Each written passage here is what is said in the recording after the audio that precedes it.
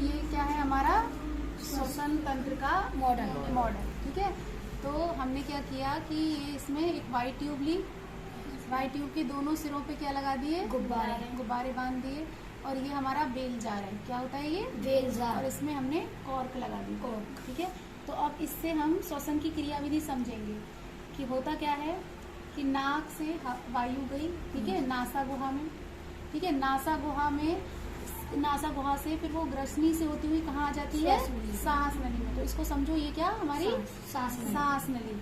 सांस नली आगे चल के किस में बदल गई, श्वसनी में। दो भागों में बढ़ गई ना, इसको श्वसनी कहते हैं। श्वसनी जो है वो अपनी अपनी साइड के फेफड़ों में चली गई। ये जो गुब्बारे हैं इनको समझो क्या है, ये फेफड़े। ठीक है, लंग्स में चली जाती है। ब्रोंकाई किस में खुलती है, लंग्स में, यानी फेफड़ों में। तो श्वसन की प्रक्रिया क्या होती है कि फेफड़ों के नीचे क्या होता है, ये हमने गुब्बारा बांधा है, ये क्या है, डायाफ्राम।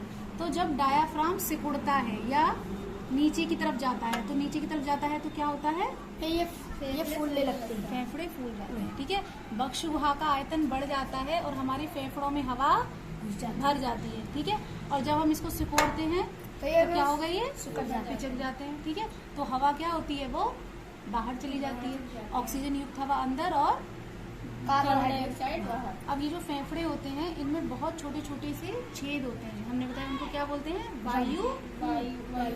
असंख्य छेद होते हैं फेफड़ों में, और ये जो श्वसनी है ये अंदर जाके इन्हीं वायु कूप में खुलती है, जहाँ से ऑक्सीजन और CO2 का आदान प्रदान होता है। ऑक्सीजन ले ली जाती है और CO2 को बाहर भेज दिया जाता है। जहाँ तक ऑक्सीजन आती है वहीं से कार्बन डाइऑक्साइड वही नाक के द्वारा बाहर निकाल दी जाती है। तो ये किसका मॉडल हो गया हमारा, श्वसन तंत्र।